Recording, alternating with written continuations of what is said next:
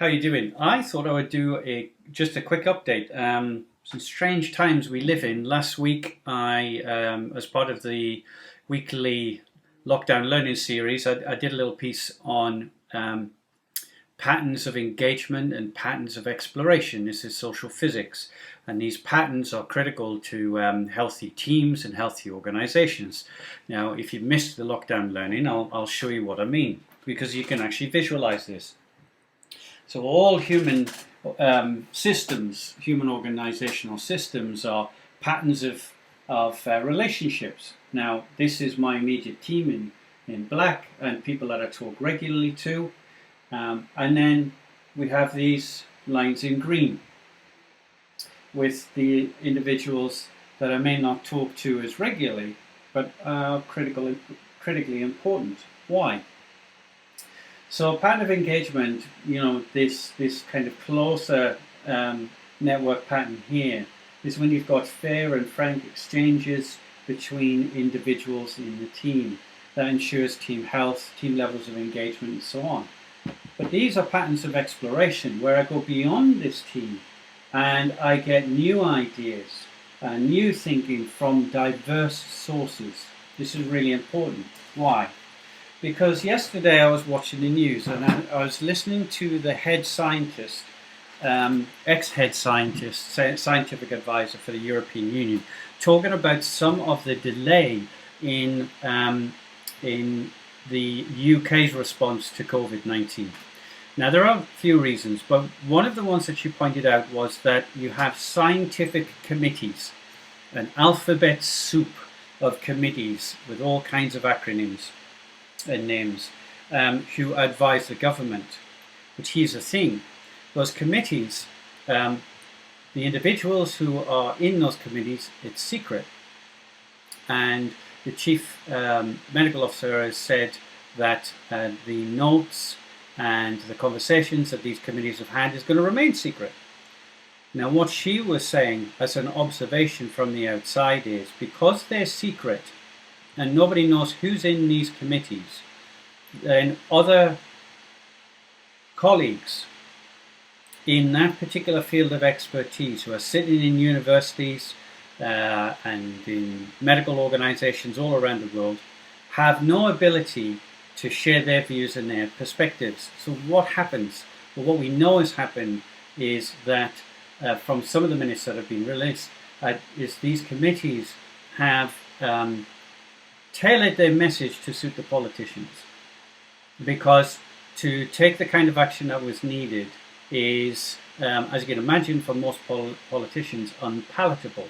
It's the first thing.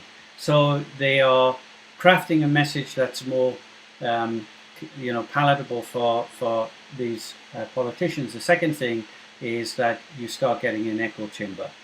So that without this diversity of thinking, these green lines, what you end up is with something that is known as groupthink. And that's problematic because it means that it skews the advice. And they have, to a degree, potentially, avoided saying the hard stuff, or they have tried to say the hard stuff but haven't said it enough and with the kind of rigor that was required at the time. So when Italy was in lockdown and closing schools and that kind of thing, we were still wandering around having a good time. So these patterns, these invisible patterns, this science of social physics, we will find will become more and more important at an organizational level over the next 5 to 10 years. What we're seeing is that when the patterns are unhealthy, when you get groupthink, when you get lack of diversity of thought, it has genuine real-time consequences. Now let's set this in the context of organizations. Today we still have senior leadership teams who really are the predominant decision makers for the organization. No different to the cabinet level structure that we have at the top of British politics. And then we've got these committees underneath this cabinet, and that's similar to these silos that we see in organizations. We've got marketing over here, finance over there, HR over here, technology, IT, over there, and each of them are, to a degree, guilty of groupthink in their own way. Because unless you have a finance person sitting in an HR meeting, unless you have an HR person sitting in a technology meeting, you're not really getting diversity of thought. And I think this is profoundly important, and it's a really profoundly important point. So what we end up with is generally pretty rubbish decisions, and I'm making a huge generalization, or conservative decisions is probably a more accurate way of putting it. Now in smaller organizations, and this is kind of confounded big organizations, how can we be more innovative? Well, smaller organizations don't have the problem of these kind of siloed areas where there's this group thing going on, because one person could do 3 sort of different jobs in a smaller organization, or the senior team is made up of people who have still got their fingers very much on the pulse, still involved in building stuff, still very close to the customer. The team themselves are talking to each other regularly. If they're not co-located, they're in the same kind of groups of cross-functional teams across the globe. And then in even smaller organizations like startups, there is no such thing as having silos and groupthink. So one of the great mysteries of the world is, how can these organizations be more adaptable and agile and innovative? And the answer is right under our noses. It comes down to 2 things: patterns of exploration, patterns of engagement.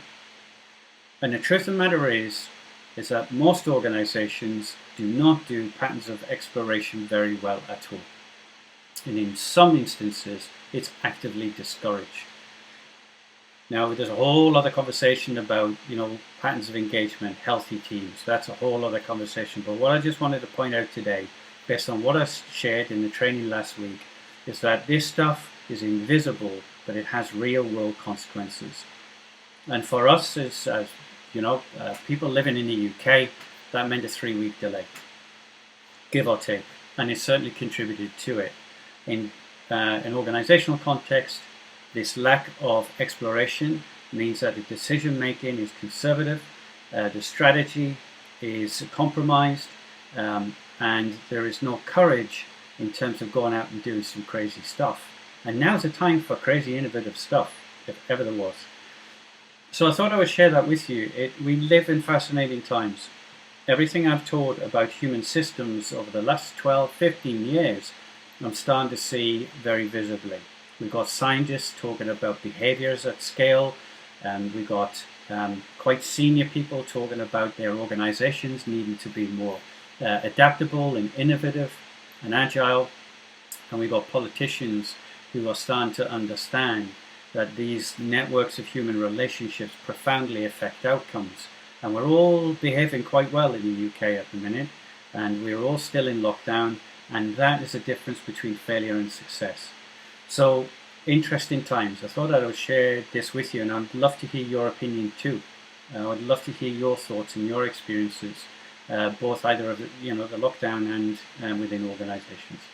So I'll leave that with you, and I'll speak to you soon. Take care.